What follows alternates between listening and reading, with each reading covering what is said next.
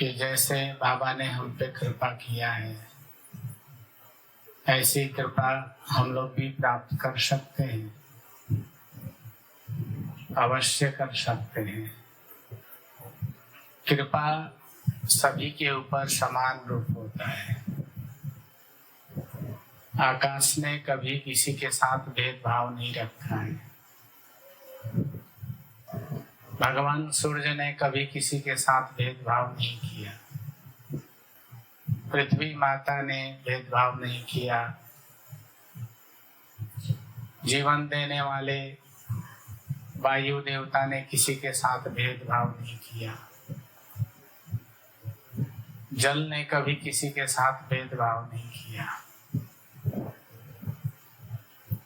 प्रकृति कभी किसी के साथ भेदभाव नहीं करती। मनुष्य अपने कर्मों से श्रेष्ठ बनता है। मनुष्य अपने परिश्रम और धर्म युक्त मार्ग से महान बनता है।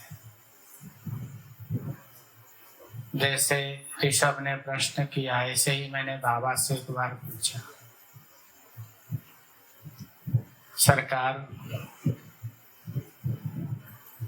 मेरे इस जीवन में परम पिता परमात्मा का प्राप्ति होगा क्या? मैं अपनी साधना सही कर रहा हूँ? बाबा ने कहा, बच्चा तुम्हारी साधना सही है। तुम्हारी साधना इसलिए सही है कि तुम हमारे आज्ञा के अनुसार चलते हो।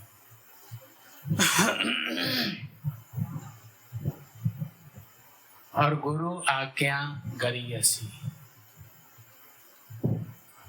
गुरुदेव जो आज्ञा देते हैं वो जीव के कल्याण के निमित्त ही होता है।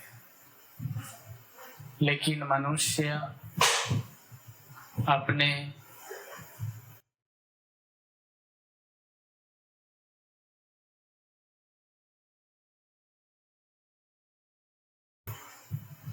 अधिकार में होने के कारण गुरुदेव की आज्ञा को भी संदेह में लेके खड़ा कर देता है। उससे होता क्या है कि उसकी जो उन्नति होती है वो रुक जाती है। कैसे रुक जाती है? बाबा ने हमें बताया, बच्चा ये जीवन एक प्रवाह है, धारा है। प्रत्येक जीव का जीवन एक प्रवाह की तरह, नदी की धारा की तरह है। और वो जैसे नदी हमेशा नीचे की तरफ बहती है, कभी नीचे से ऊपर चढ़ते हुए नदी नहीं देखा होगा। जल का प्रवाह हमेशा नीचे जाता है।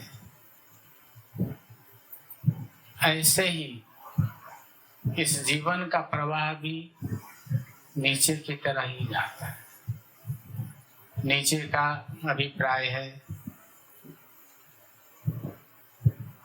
काम, क्रोध, लोभ, मोह, अहंकार, विषय, ममता, अनेक प्रकार की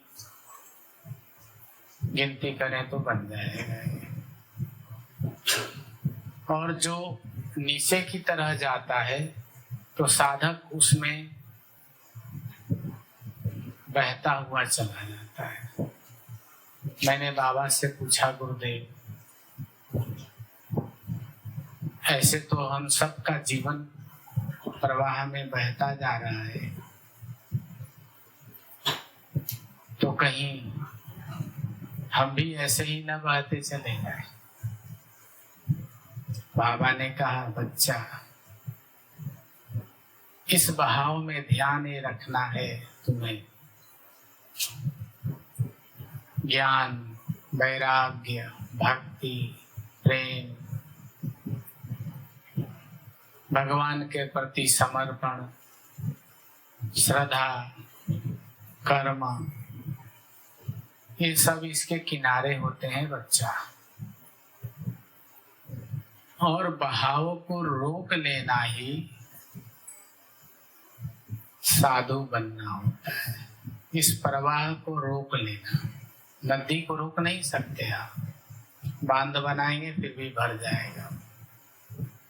ऐसे ही आपकी जीवन धारा नहीं रुकने वाली है। बाबा ने बोला बच्चा नहीं रुकेगा, पूरी तरह से नहीं रुकेगा ये।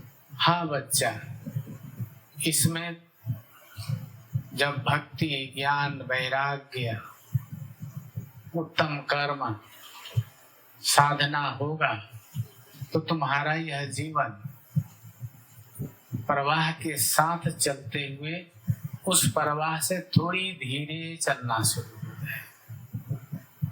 जैसे एकदम बह रहा है ना, वो नहीं होगा, फिर क्या होगा, धीरे हो जाएगा। क्यों? क्योंकि आप मजबूत किनारा से संबंध रखने लगते हैं। जहाँ मजबूत किनारे होते हैं ना, वहाँ प्रवाह स्लो होती है। जहाँ खुला होता है ना, वो तेज बहता है। तो बाबा ने कहा कि बच्चा, मजबूत किनारा को समझ लो और उनको पकड़ लो।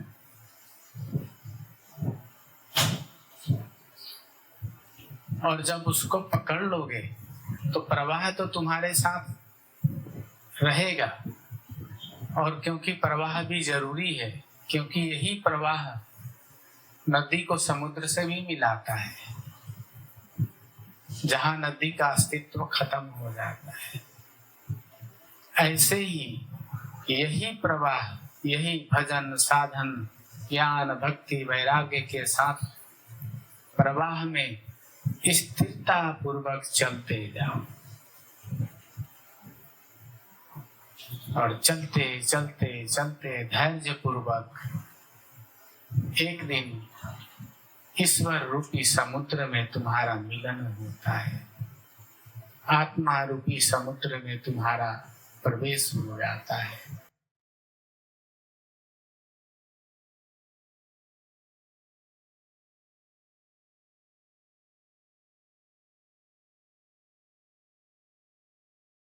बच्चा, अस्तित्व प्रत्येक व्यक्ति का नष्ट हो जाता है उसके मृत्यु के बाद। बड़े बड़े पृथ्वी के राजा, प्रिय व्रत सगर समान रे, समा गए सब धरणी माही, रहा नए का निशान रे। इस धरती में सभी समा गए। प्रिय व्रत सागर जैसे महान प्रतापी राजा, उनका कोई निशान नहीं बचा। जब इतने बड़े बड़े प्रतापी, यशस्वी, तपस्वी महापुरुष लोग की अस्तित्व नहीं बचा, तो बाबा ने बताया कि बच्चा, साधारण जीवों की कौन कहे। बाबा ने कहा सबका अस्तित्व समाप्त हो जाता है, परंतु जो समुद्र रूपी परमात्मा में इसी प्रवाह के साथ मिल जाते हैं तो अपने अस्तित्व को, वास्तविक जो उनका अस्तित्व है, ईश्वर, ब्रह्म, आत्मा, परमात्मा, उसमें वो विलीन हो जाते हैं, उसको प्राप्त होकर के। बच्चा, मृत्यु के बाद सभी विलीन होते हैं। महत्व उनका होता है जो जीते जी उसमें विलीन हो जाए, जीते जी उसको पूर्ण रूप से प्राप्त करके और ब्रह्ममय जीव होवे जब, ब्रह्म ही ब्रह्म लखावे। ब्रह्म में जीवे ब्रह्म में पीवे, ब्रह्म में जग को खावे। जितनी ब्रह्म में स्वाद को खावे वो ब्रह्म में हो जाता है, फिर ब्रह्म में ही जीता है, वो ब्रह्म में ही खाता है, क्योंकि सब ब्रह्म है, सब ईश्वर है। सिया राम मैं सब जग जानी, करऊं प्रणाम जोरी जुग पानी। तो ये जगत सब ईश्वरमय हो जाता है। ईश्वर सर्वभूतानां, ईश्वर सर्वदर्शनम्। ये जगत ईश्वरमय है और सभी जगह उसका दर्शन होने लगता है। और जिसने इस तत्व को प्राप्त कर लिया है वो परम उपलब्धि को प्राप्त हो जाता है और उसका अस्तित्व जहाँ से आया था उसी में विलीन हो जाता है। इसीलिए ऐसे पुरुषों को संत कहते हैं, महात्मा कहते हैं, ऋषि मुनि कहते हैं, योगी कहते हैं, क्योंकि वो अपनी पूर्ण अवस्था को प्राप्त करके उस पूर्ण परमात्मा में विलीन हो जाते हैं। तो यह जीवन दुर्लभ है और इसको संभालना उससे भी दुर्लभ है। मनुष्य धन को संभाल लेता है, अगर धन को ढंग से ना रखे तो वो भी चोरी हो जाती है। अपना वैभव संभालता है, जी जान लगा के संभालता है, बहुत कोशिश करता है उसके लिए। ऐसे ही भक्त जन, संत जन आत्मा को ही परम धन मानते हैं, गुरु द्वारा प्राप्त नाम को ही परम धन मानते हैं और उसके लिए गुरु महाराज जी के दिया हुआ मंत्र, नाम और ज्ञान को ही परम धन मान करके, जैसे एक साधारण व्यक्ति धन की रक्षा के लिए सभी प्रकार का प्रयत्न करके उसे सुरक्षित रखता है, ऐसे ही संत भक्त गुरु महाराज जी के द्वारा दिया हुआ नाम, भक्ति, ज्ञान, वैराग्य, उत्तम कर्म को पूर्ण रूप से संभालते हैं और उसको बड़ी ही सहेज करके अपने जीवन में सबसे उत्तम स्थान दे करके तब अपने जीवन को ईश्वर में मिलाते हैं। क्योंकि जब तक आप अध्यात्म को, सत्कर्म को, भक्ति को, ज्ञान को, वैराग्य को श्रेष्ठ नहीं मानेंगे, भजन को श्रेष्ठ नहीं मानेंगे, तब तक वो फलीभूत नहीं होगा। ये इस जगत का सिद्धांत है कि जिसको आप श्रेष्ठ मानते हैं उसी को आप संभालते हैं, उसी को आप सेवा करते हैं, रक्षा करते हैं। और जब आपके अंदर ऐसी धारणा बन जाएगी, लाभ न कछु हरि भक्ति समाना, जब आपके अंदर ऐसी धारणा बन जाएगी कि हरि भजन के समान, हरि भक्ति के समान कोई दूसरा लाभ नहीं है, ये धारणा जहाँ बना आपके अंदर, आपका मुनाफा, लाभ शुरू हो जाएगा। और जब शुरू हो जाएगा तो जैसे एक व्यापारी के व्यापार में लाभ होने लगता है और उसका धन वृद्धि के साथ उसका मनोवृद्धि भी, मनोबल वृद्धि होने लगता है, उसका तमाम कष्ट दूर हो जाता है, अपने परिवार के लिए घर बनाता है, दुकान मकान दुनिया भर के काम कर डालता है। ऐसे ही संत जब उनको लाभ होने लगता है तो अपने लाभ के साथ आप लोगों को भी लाभ देने लगते हैं, और उस लाभ से एक का नहीं, दो का नहीं, पूरे जगत का कल्याण करते हैं। हमारे बाबा सरकार ने सबका कल्याण किया। दया है बच्चा, दया है बच्चा, राम राम जप बच्चा। तो लाभ जो जब आप समझ जाएंगे कि यही परम लाभ है, तो लाभ में लाभ मिलने लगेगा, और जब लाभ मिलने लगेगा तो आप उनकी सुरक्षा करने लगेंगे। आपको सबसे प्रिय लगने लगेंगे भजन साधन, गुरु महाराज जी का दिया हुआ नाम। और जैसे ही ये आपके अंदर उत्पन्न होगी, आपका यह जन्म सफलता की तरफ जाने लगेगा, और मानव जन्म आपका पूर्ण सफल हो जाएगा। आप लोग सभी बहुत प्रेमी हैं, बाबा की श्री चरण में आके सेवा कर रहे हैं। ये आपका लाभ है।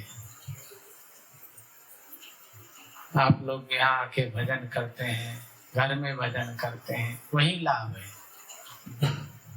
अन्य लाभ जो है वो लाभ नहीं कहा जा सकता, क्योंकि वो क्षीण होता है।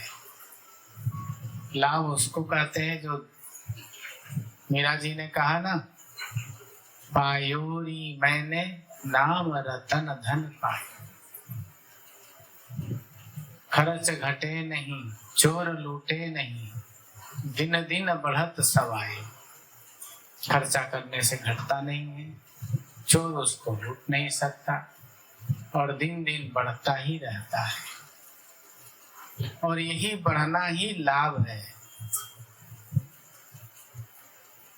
तो इस लाभ को आप परम लाभ मान करके अपने जीवन में इसको श्रेष्ठ स्थान दीजिए, प्रधान स्थान दीजिए। अपने साधना को, भजन को,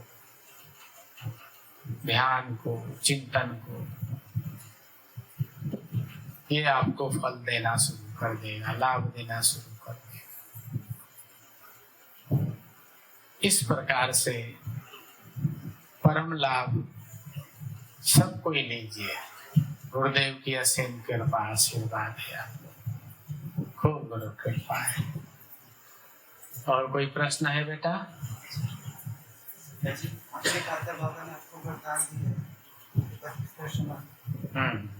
हम कैसे बाबा के दर्शन कर सकते? ऋषभ बहुत प्रेमी बालक है। इनका प्रश्न है कि बाबा ने आपको वरदान दिया है कि मैं तुम्हें नित्य रोज स्वप्न दर्शन दिया करूंगा। इनका प्रश्न है कि हम लोग कैसे दर्शन लाभ लेंगे।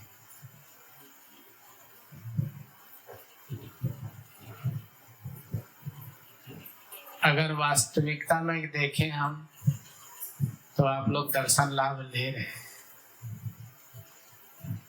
बाबा के दरबार से जुड़े हैं आप, बाबा के दरबार में बैठे हैं आप, अपनी योग्यता के अनुसार सेवा कर रहे हैं आप। ये आपकी इच्छा नहीं है, आपकी पहुंच नहीं है। ये बाबा ने आपको ये मौका दिया है। बाबा ने आपको चुना है इसके लिए। और क्यों चुना है? क्योंकि आप अनंत काल की यह यात्रा में कहीं बाबा से बिछड़े हैं, कहीं बाबा से मिले हैं। तो ये मिलन का जो अवसर है ये पुनः आपको प्राप्त हुआ है, तो ये परम लाभ है ये। अब रही बात दर्शन की, दर्शन तो आप ले रहे हैं, अनुभव नहीं कर पा रहे हैं उसको।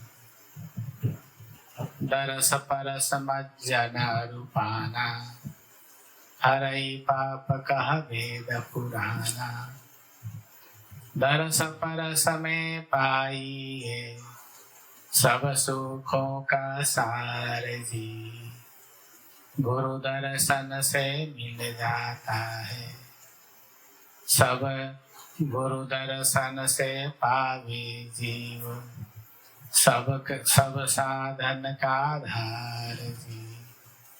गुरुदेव के दर्शन से सब साधन का आधार मिल जाता है।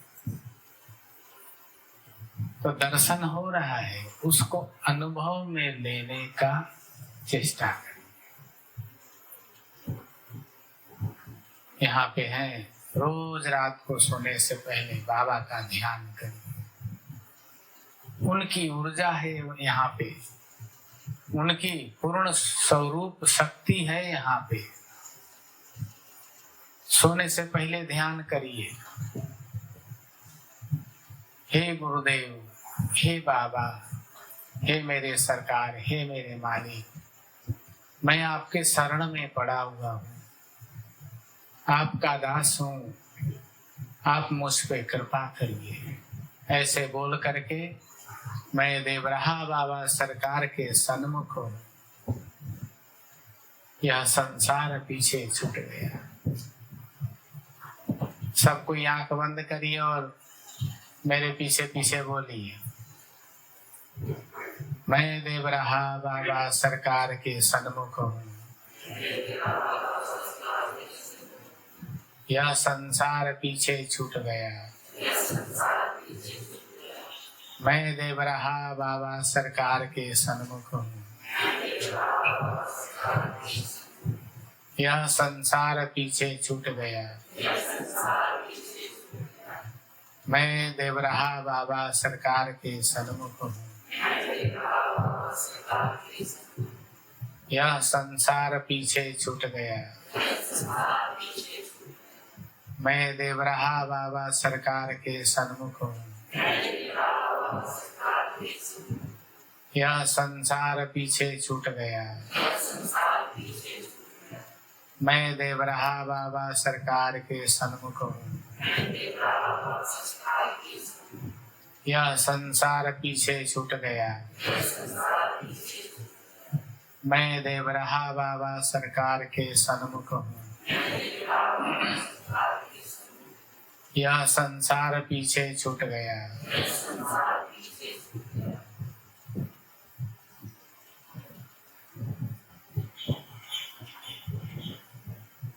कितने लोगों को बाबा की छवि अनुभव हुआ? हाथ उठाइए। बाबा की छवि दिखाई दी। यही अनुभव करना है आपको, समझ रहे हैं ना? इसी को अनुभव में लेना है। और भगवान भोलेनाथ ने कहा, उमा कहूँ मैं अनुभव अपना, सत हरि भजन जगत सब सपना। इसी को बाबा ने कहा, भोलेनाथ ने, कि यही अनुभव ही साधन का मूल है। कोई भी साधन करिए, अनुभव नहीं हो रहा है तो अपने गुरु महाराज जी से पूछना चाहिए कि हे गुरुदेव, मैं साधन कर रहा हूँ, मुझे अनुभव नहीं हो रहा है, अनुभव करवा दीजिए। गुरु महाराज जी जैसे हम बताए ना अभी कि ऐसे अनुभव करो, तो आपको अनुभव करवाएंगे। बाबा की तपोभूमि, समाधि भूमि में है आप, यहाँ पे बाबा की ऊर्जा पूर्ण रूप से व्याप्त है। उसको अनुभव करिए, अनुभव में लीजिए। सुबह उठ करके रात को सोने से पहले जब भी कभी एकांत मिले तुरंत आंख बंद करके जैसे अभी बोले वैसे ही बोलिए। आप बाबा के स्वरूप छवि को जब सामने देखेंगे तो अनुभव में आ गए ना, और जब अनुभव में आएंगे तो आपका संबंध गहरा होता है। जब मिलन होगी तो आपका संबंध गहरा होने लगेगा, और जिससे गहरा संबंध होता है वो सपने में जरूर आते हैं। जय जय श्री राम। जिसके लिए मन बेचैन रहता है, जिससे बहुत प्रेम में गहरा संबंध होता है, वो सपने में आते हैं, इसमें कोई संदेह नहीं है। वो आपको सपने में दर्शन देंगे बाबा। उनको अनुभव में लीजिए। गुरु कृपा आशीर्वाद है। राधे राधे।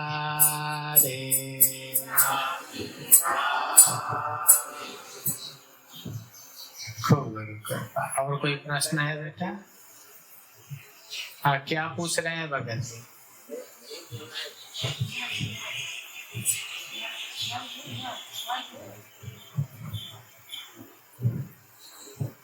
कुछ बोल रहे हैं बेटा?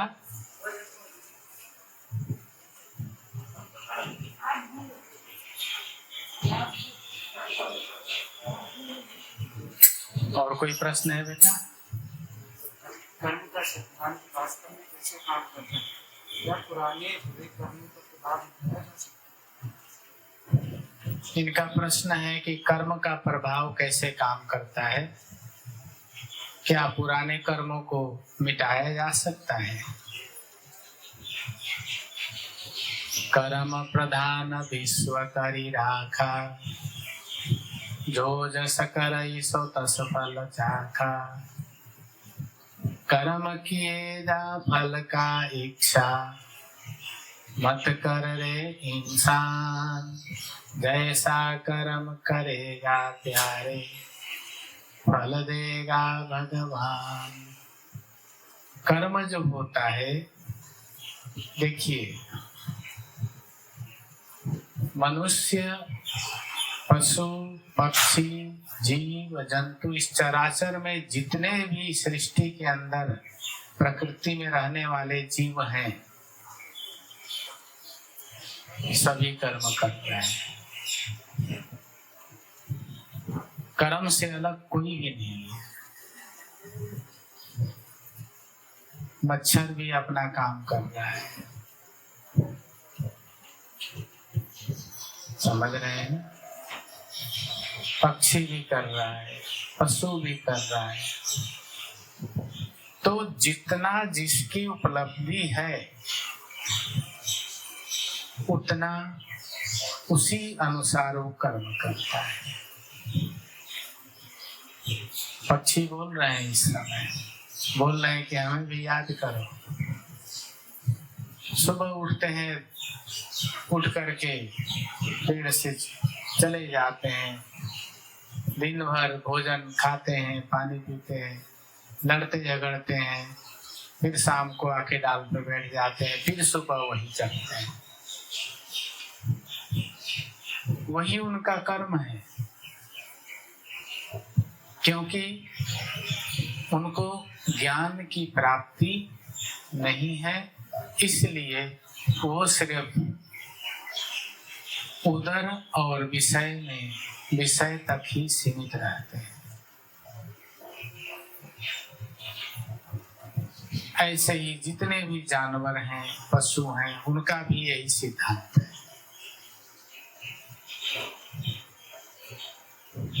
मनुष्य सबसे श्रेष्ठ है इस प्रकृति में, इस सृष्टि में, क्योंकि उसके अंदर बुद्धि है, विचार है, विवेक है, मन है, चित्त है, अहंकार है, ज्ञान है और अज्ञान भी है। अगर कोई मनुष्य सिर्फ अपने पेट भरने में ही जीवन व्यतीत कर देता है तो उसको पशुवत ही कहा गया है। क्योंकि अगर साधारण व्यक्ति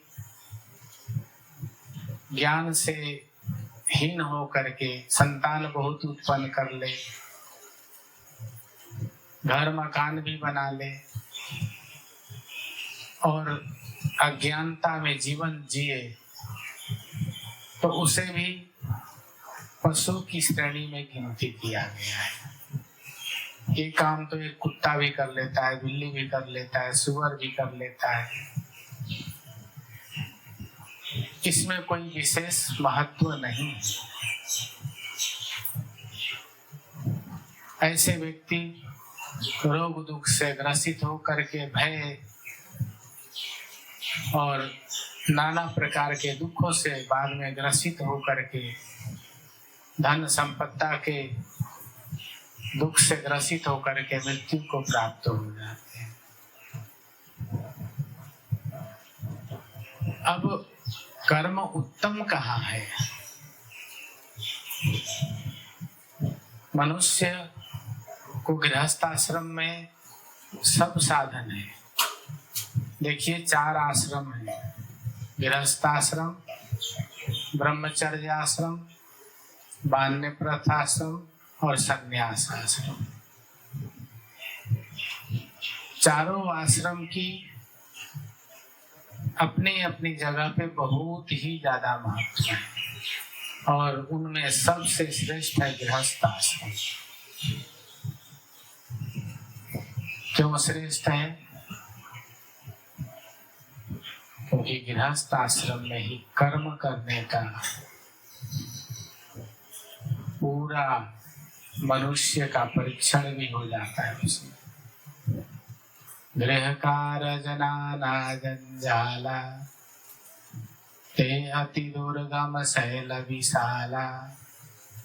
ये घर गृहस्थी का जो काम है ना, ये नाना जंजाला और वह एक विशाल पर्वत के समान है। जैसे बहुत बड़े कैलाश मानसरोवर या क्या बोलते हैं माउंट एवरेस्ट जैसा पहाड़ जैसा है। माउंट एवरेस्ट को भी लोगों ने पर चढ़ाई कर लिया, पार कर लिया, लेकिन इस गृहस्थ आश्रम के जंजालों को पार करना उससे भी कठिन है। क्यों?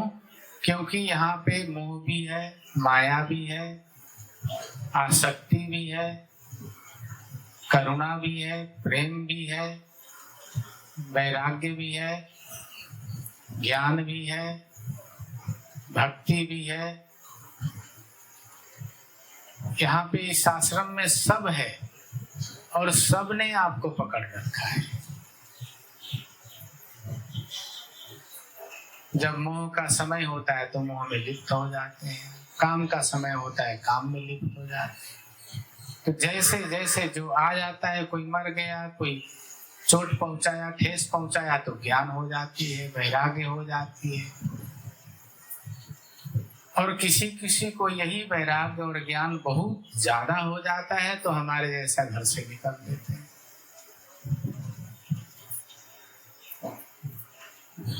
लगता है सब बेकार है, चलो भजन करने राम जी से मिलना है। तो गृहस्थ आश्रम सब आश्रमों का मूल है। अब गृहस्थ आश्रम में रह करके मनुष्य को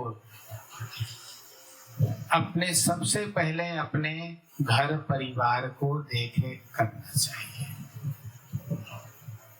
क्योंकि अगर मैं बोल दूंगा कि सबसे पहले उसको भजन भाव भक्ति करना चाहिए और घर में रोज कलह हो, खाने को ना हो, पीने का ना हो, सुव्यवस्था ना हो, दुर्व्यवस्था बनी रहे, तो फिर वो भजन कहाँ करेगा? भजन नहीं होगी फिर उससे, फिर तो कलेश होगी। समझ रहे हैं ना? हनुमंत विपति प्रभु सोई, जब तब सुमिरन भजन न होई। अब सुमिरन भजन करने के लिए सुव्यवस्थित होना बहुत जरूरी है, और उसी सुव्यवस्था को बनाने का नाम, उसको कर्म योग कहते हैं। जिस कर्म के करने से शांति, सुख और भगवान के भजन का मार्ग बने, वही कर्म उत्तम होता है। तो गृहस्थ आश्रम में सबसे पहले अपने गृहस्थी को सुंदर तरीके से सेटल कर। अब ऐसा नहीं कि पूरा जीवन सेट करने में ही चले गए। सेट करने का मतलब उसको अपने घर में रहने वाले जितने भी जो भी प्राणी हैं, उनको अच्छी शिक्षा, अच्छी दीक्षा, अच्छे संस्कार होने चाहिए। धन दौलत ये सब चीजें नहीं मिलती धन दौलत से, ये मिलता है गुरु से, भगवान के भजन से, सत्संग से और सत्कर्म से। तो इसको करने के लिए गृहस्थ आश्रम को पूर्ण रूप से गृहस्थ आश्रम बनाने के लिए कर्म की आवश्यकता है। और जो व्यक्ति अपने गृहस्थ आश्रम को सुव्यवस्थित कर ले, सुव्यवस्थित करके भगवान का चिंतन करते हुए जीवन को व्यतीत करे, ये उत्तम कर्म है और इसको कर्म योगी कहा गया है। ये गृहस्थ आश्रम में हो गया। ब्रह्मचर्य आश्रम में साधक को चाहिए कि वो अपने विद्या अध्ययन के साथ साथ ईश्वर को श्रेष्ठ स्थान दे करके अपने हृदय में, अपने जीवन में ईश्वरमय जीवन बनाने की चेष्टा करें।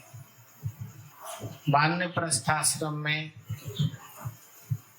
मनुष्य को सबका परित्याग कर देना चाहिए।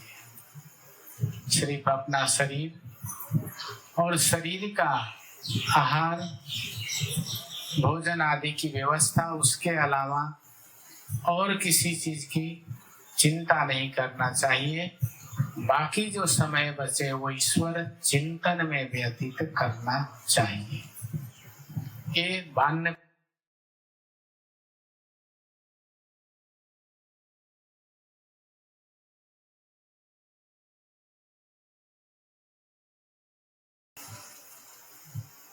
इनका एक ही कर्म होता है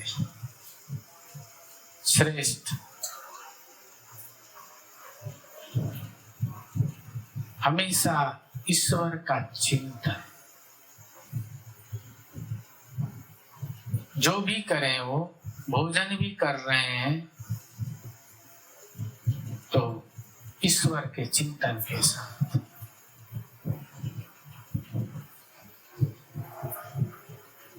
पानी पी रहे हैं तो भी चिंतन। कुछ सारे जितने भी कार्य हैं उनके जीवन में वो ईश्वर के चिंतन के साथ होते हैं।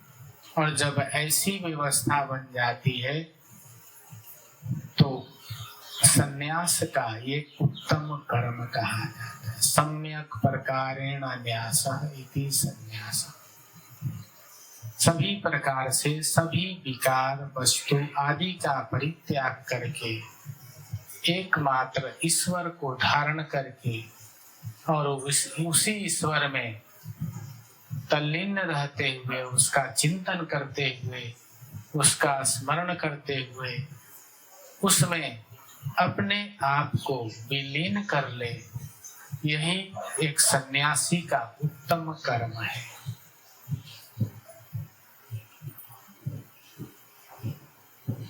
प्रत्येक जीव के लिए सिद्धांतिक कर्म है कि अपने जो व्यक्ति पढ़ लिख करके चाहे नौकरी करे, चाकरी करे, व्यापार करे, उसको भी ईश्वर की कृपा मान करके, ईश्वर का दिया हुआ मान करके, ईश्वर ने हमारे लिए दिया है ऐसा भाव रख करके उसको श्रेष्ठता के साथ करने से वो भी संसार का व्यक्ति कर्मयोगी कहलाया है। उसको कर्मयोगी कहते हैं। जो भी है उसके पास वो ईश्वर का मान करके, और जब हम कोई भी हमारे पास चीज है उसको ईश्वर का मान लेते हैं तो हम उसको ज्यादा ध्यान देते हैं, उसको ज्यादा सहेजते हैं। समझ रहे हैं ना? भगवान के लिए भोग बनाते हैं तो चुपचाप, कोई गलती ना हो जाए, अशुद्धि ना हो जाए। वस्त्र होता है भगवान का, स्नान करवाएंगे तो पवित्र जल से। ऐसे ही भगवान ईश्वर के प्रति जो हमारी श्रद्धा है, समर्पण है, वो बहुत महान होता है। ऐसे ही जो परमात्मा ने आपके जीवन में नौकरी, चाकरी या बिजनेस, व्यापार जो भी दिया है, जब आप ईश्वर का मानेंगे उसको, तो वो भी एक श्रेष्ठ और उत्तम आपका कर्तव्य बन जाएगा। वो कभी फेल नहीं होगा, कभी उसमें नुकसान नहीं होगा, क्योंकि आप ईश्वर का मान करके उसको बड़े ध्यान से करेंगे और पूर्ण अपना पूरा समय देके करेंगे। वो भी कर्म योग है। इस प्रकार के कर्म करते रहने से जो आपके पुराने कर्म है या संस्कार हैं, कुछ जीवन में कुछ त्रुटियां हो गई हैं, वो नष्ट हो जाती है, वो अपने आप खत्म हो जाते हैं। उनको खत्म करने की जरूरत नहीं पड़ती। आप खत्म करना चाहेंगे तो नहीं, उसको खत्म करने का यही एक उपाय है, आप श्रेष्ठ बन जाइए, गुणवान बन जाइए, कर्मयोगी बन जाइए। तो अपने आप को जो पुराने कर्म है, दुष्कर्म है, कष्ट कर्म है, पाप कर्म है, अब कर्म बहुत प्रकार का होता है, वो सब अपने आप धीरे धीरे धीरे नष्ट हो जाते हैं। क्यों?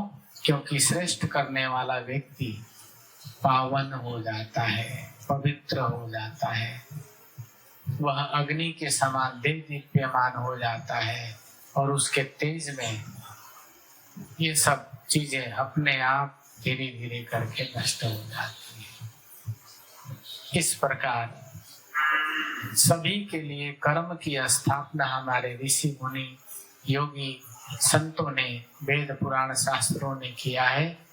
मैंने तो बहुत छोटे में शॉर्ट में बताया आपको, और यही पर्याप्त है आप लोगों के लिए। इससे ज्यादा पढ़ना भी नहीं चाहिए, क्योंकि ज्यादा कर्म कांड में पड़ जाए तो भजन साधन भी नहीं होता। इसलिए ज्यादा कर्म कांड में मत पड़िए, भजन करिए, सेवा करिए, और इसी के साथ आत्मचिंतन हमेशा रखिए। गुरु कृपा आशीर्वाद है। समय हो गया, 10 बज गया, सभी को विश्राम करना है। सद्गुरुदेव भगवान की शिव शिव शिव शंभो, शिव शिव शिव शंभो।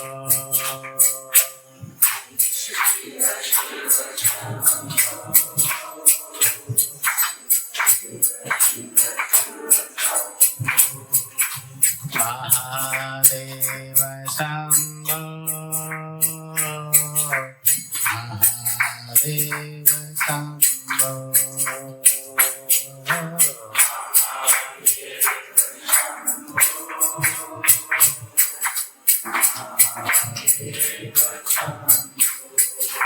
नमः शिवाय, गुरुरूपाय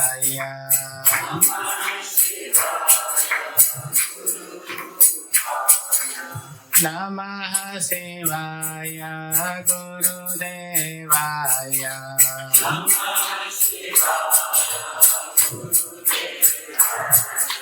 गुरुदेवाय देवरहाय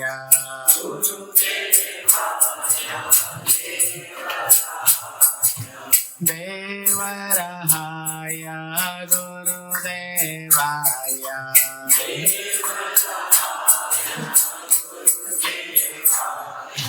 शिव शिव शिव शंभो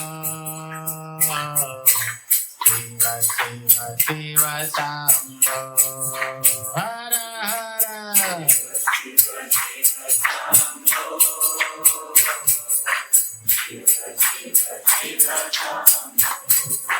जय जय शिव शिव शिव शंभो शिव शिव शिव शंभो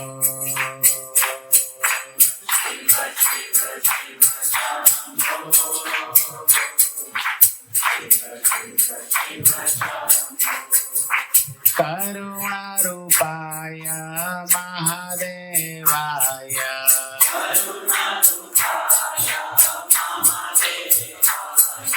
महादेवाय करुणारूपाय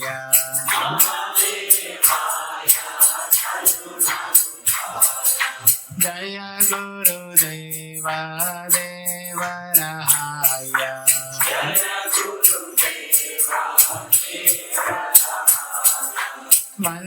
मंचासेनाय मंचासेनाय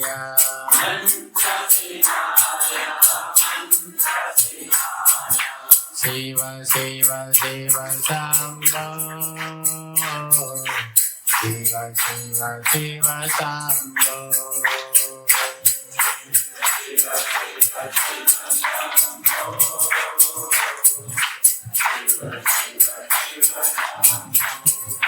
शिव शिव शिव शंभो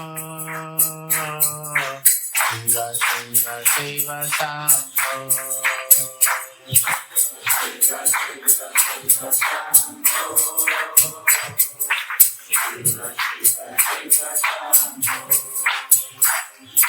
नमो शंकराय दिगंबराय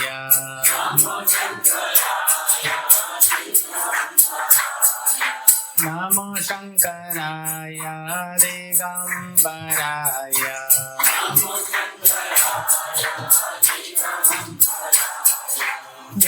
दिगंबराय नमो शंकराय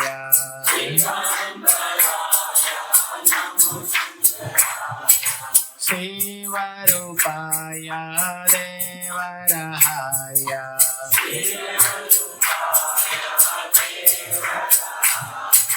देवरहाय शिवरूपाय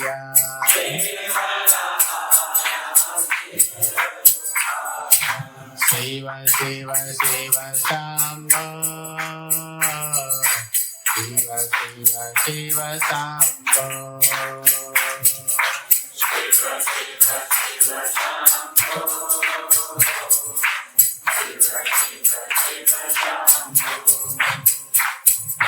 शिव शिव शिव शंभो शिव शिव शिव शंभो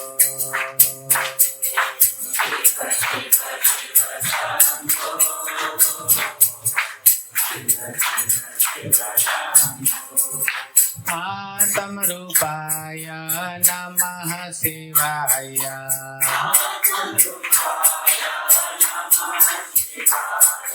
नमः शिवाय आत्मरूपाय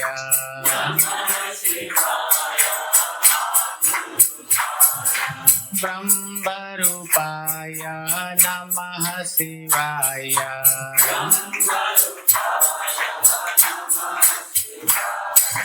महारुद्राय नमः शिवाय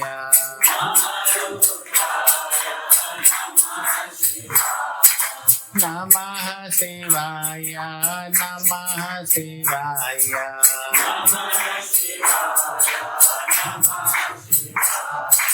नमः शिवाय देवराय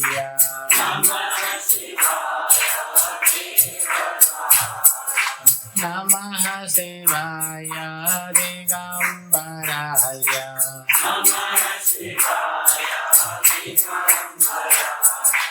नमः शिवाय मंत्रसेनाय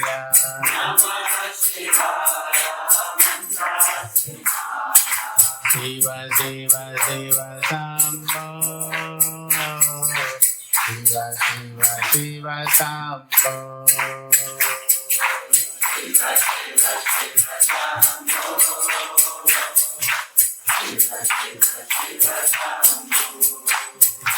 Hey, Shiva Shiva Shiva Shambho Shiva Shiva Shiva Shambho Shiva Shiva Shiva Shambho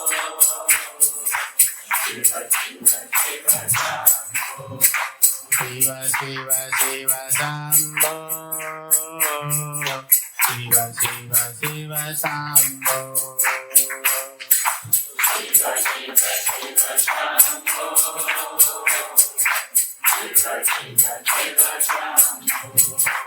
Shiva Shiva Shiva Shambho Shiva Shiva Shiva Shambho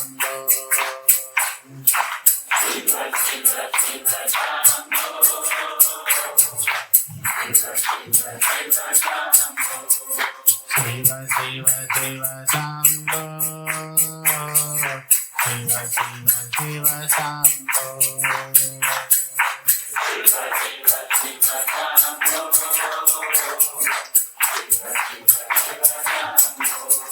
Shiva Shiva Shiva Shambho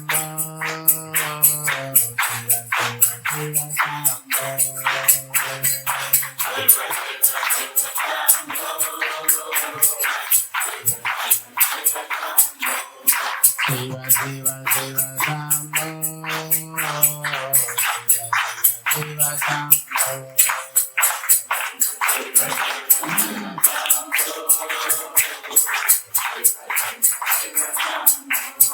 Namah Shivaya Namah Shivaya Devarahaya Namah Shivaya Namah Shivaya Namah Shivaya Digambaraya Namah Shivaya Namah Shivaya Namah Shivaya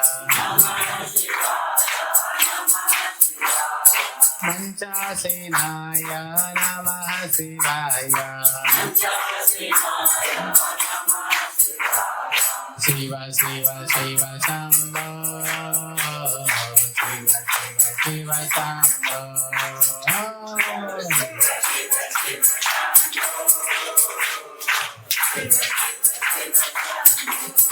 Shiva Shiva Shiva Shambho Shiva Shiva Shiva Shambho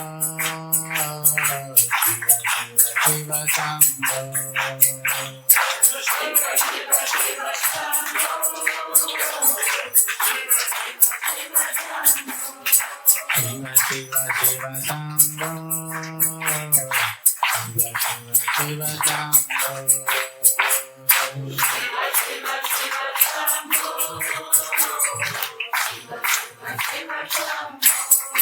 Namah Shivaya Namah Shivaya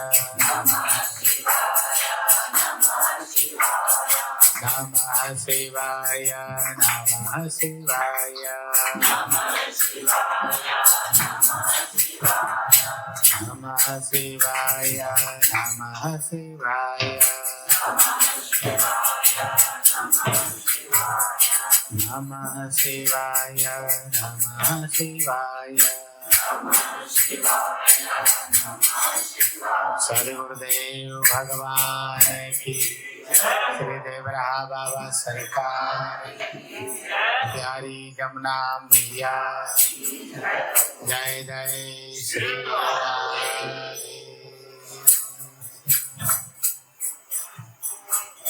गुरुदेव की असीम कृपा आशीर्वाद है।